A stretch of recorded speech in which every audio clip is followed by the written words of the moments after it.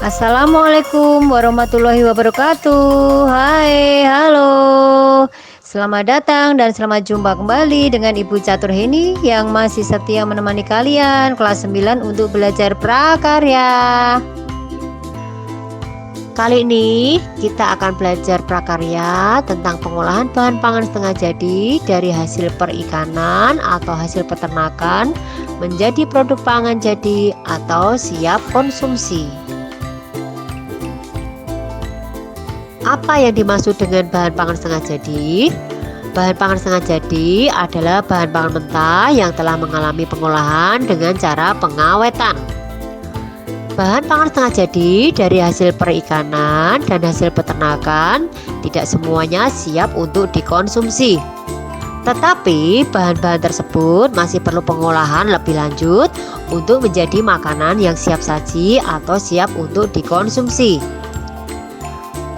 Olahan pangan setengah jadi berbahan baku daging sapi ataupun daging unggas saat ini masih banyak diminati masyarakat modern, terutama yang memiliki aktivitas bekerja yang padat, karena pengolahan bahan pangan setengah jadi mudah untuk disimpan lama dalam kondisi beku, seperti misalnya bakso, sosis, ataupun nugget. Dan bahan-bahan tersebut dapat juga disimpan dalam kondisi kering, misalnya seperti dendeng sapi, telur asin, ataupun abon. Dengan demikian dapat digunakan kapan saja dan setiap saat. Apa saja jenis bahan pangan setengah jadi? Bahan pangan setengah jadi diantaranya adalah bakso ikan. Bakso ikan adalah olahan ikan yang terdiri dari beberapa pilihan bahan pokok seperti misalnya ikan tuna, surimi, udang, kakap, dan marlin. Bakso ikan memiliki tekstur yang lembut dan gurih yang diolah dengan direbus ataupun digoreng dan disajikan saat masih hangat. Kemudian jenis bahan lainnya yaitu dendeng cumi. Dendeng cumi adalah makanan kering sebagai salah satu produk awetan yang diolah secara tradisional hingga diolah secara modern dan sangat populer di masyarakat Indonesia. Dendeng cumi merupakan makanan tradisional yang kaya akan kandungan gizi seperti misalnya protein, mineral, kalsium, fosfor, dan besi serta memiliki masa simpan yang lebih lama. Kemudian bahan pangan setengah jadi lainnya yaitu terasi udang. Terasi udang bisa disebut juga dengan belacan. Udang yang dipakai untuk membuat terasi biasanya adalah udang jenis udang rebon. Terasi berbentuk seperti pasta atau adonan yang berwarna hitam kecoklatan, kadang diberi warna agak kemerahan. Udang rebon direbus digiling dan ditambah garam, kemudian difermentasikan atau diragikan, lalu dijemur agar kadar air menjadi rendah. Kemudian digiling lagi hingga mudah untuk dibentuk.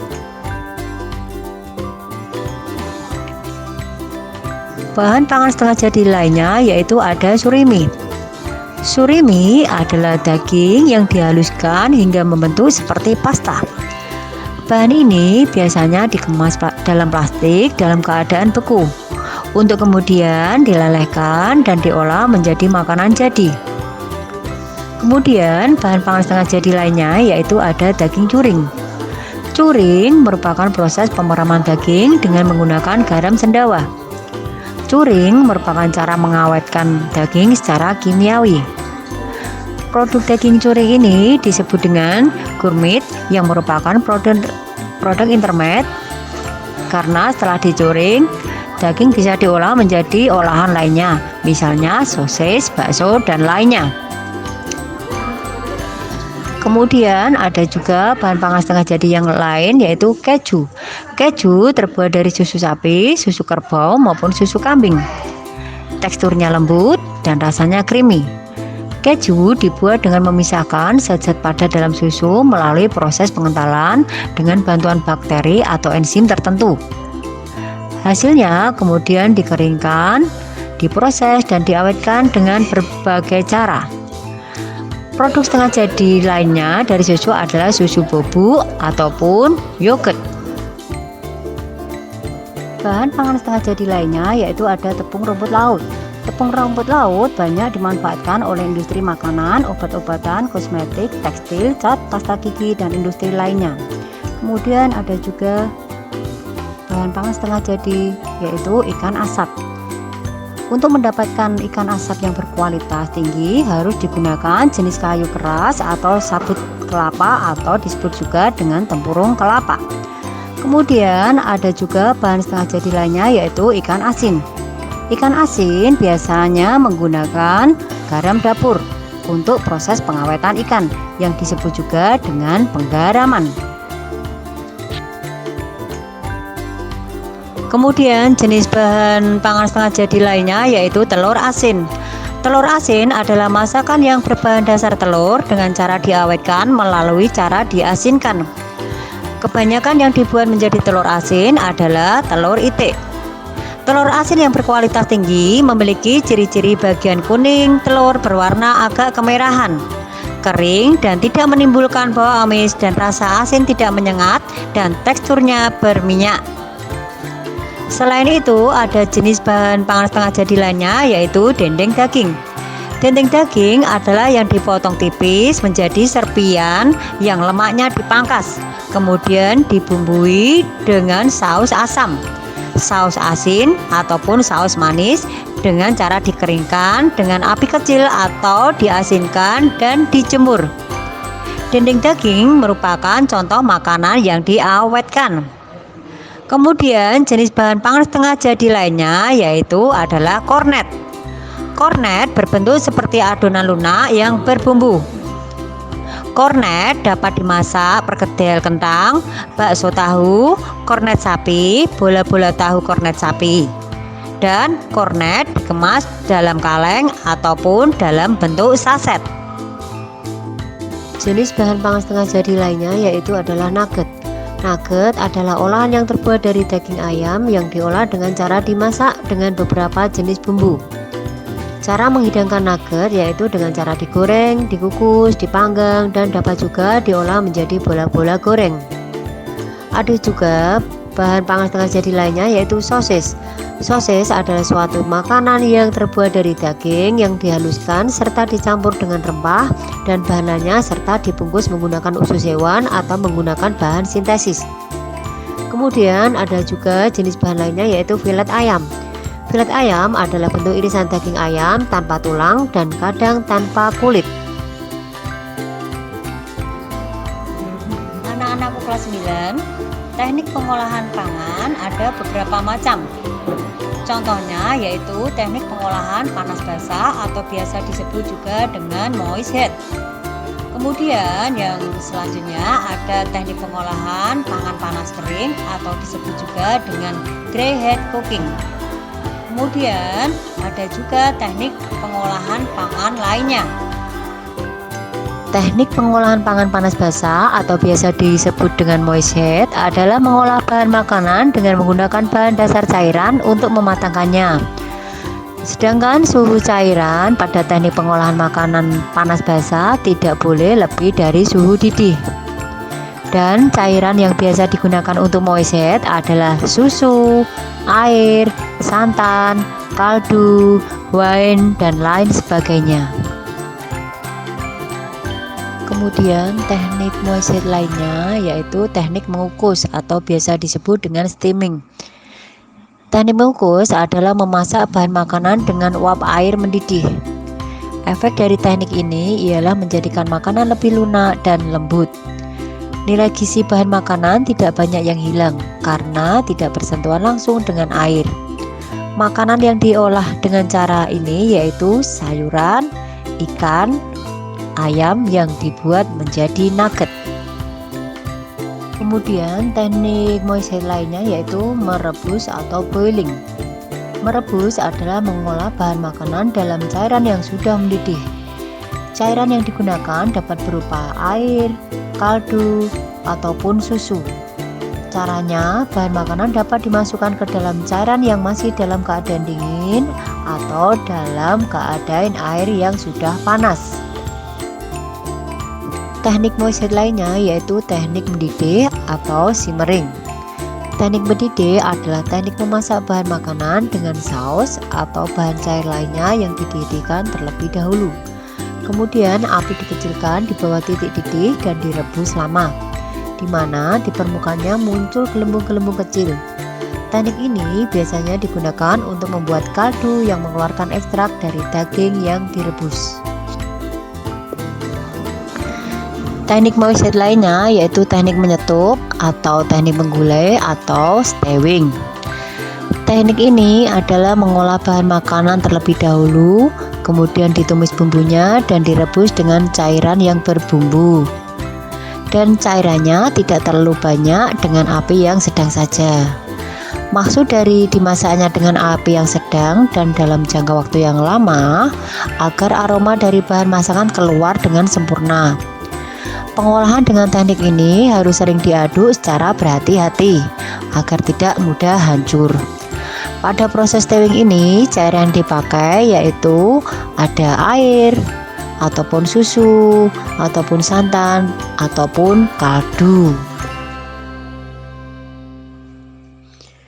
Kemudian teknik pengolahan dry heat cooking atau teknik pengolahan pangan panas artinya adalah mengolah makanan tanpa bantuan atau bahan dasar cairan untuk mematangkannya.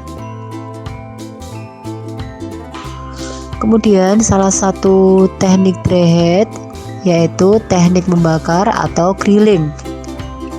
Teknik ini adalah teknik mengolah makanan di atas lempengan besi yang panas atau di atas panci dadar atau teflon yang diletakkan di atas perapian secara langsung.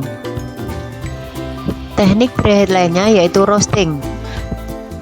Teknik roasting ini adalah mengolah bahan makanan dengan cara memanggang bahan makanan dalam bentuk besar di dalam oven. Sumber panasnya berasal dari kayu bakar, dari arang, dari gas, dari listrik, ataupun microwave ataupun oven. Teknik dry heat lainnya yaitu teknik menggoreng dengan minyak sedikit atau shallow frying. Teknik ini adalah mengolah bahan makanan atau proses menggoreng yang dilakukan dengan cepat dalam minyak goreng yang sedikit pada wajan datar. Dalam shallow frying ini, bahan makanan biasanya hanya satu kali dibalik. Teknik dry heat lainnya yaitu teknik menggoreng dengan minyak banyak atau deep frying. Teknik ini adalah memasak bahan makanan dengan menggunakan minyak ataupun lemak yang banyak hingga bahan makanan benar-benar terendam sehingga memperoleh hasil yang kering atau crispy. Teknik ini dapat digunakan untuk berbagai bahan makanan termasuk diantaranya adalah buah, sayuran, daging, dan unggas serta ikan. Kemudian teknik dry heat lainnya yaitu teknik memanggang atau baking.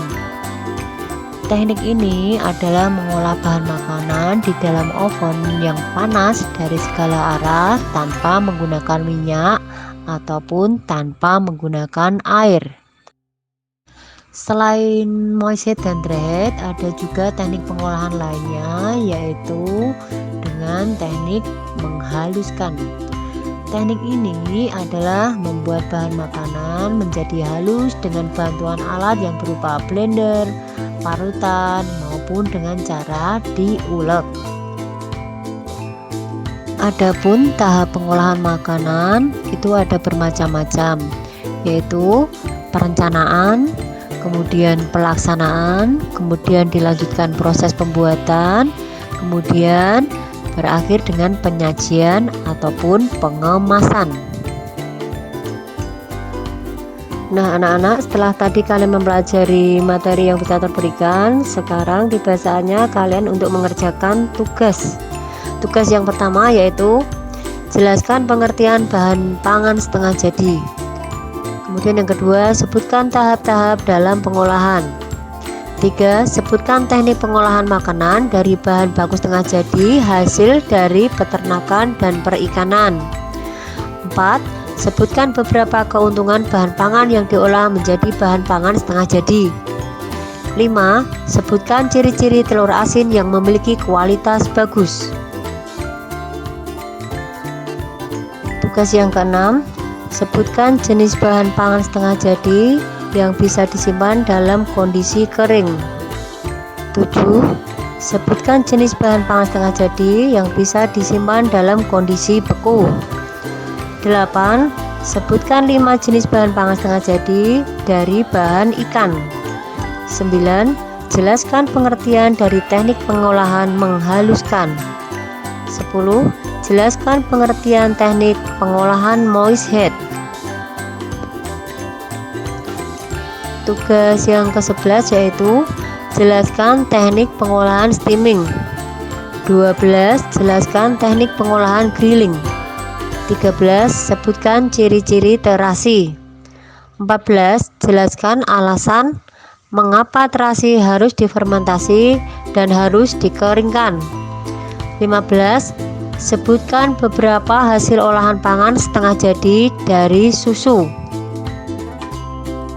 Nah anak-anak, demikian materi kita hari ini tentang pengolahan bahan pangan setengah jadi, dan sampai jumpa di pertemuan berikutnya dengan materi yang berbeda. Selamat belajar, tetap semangat, dan see you.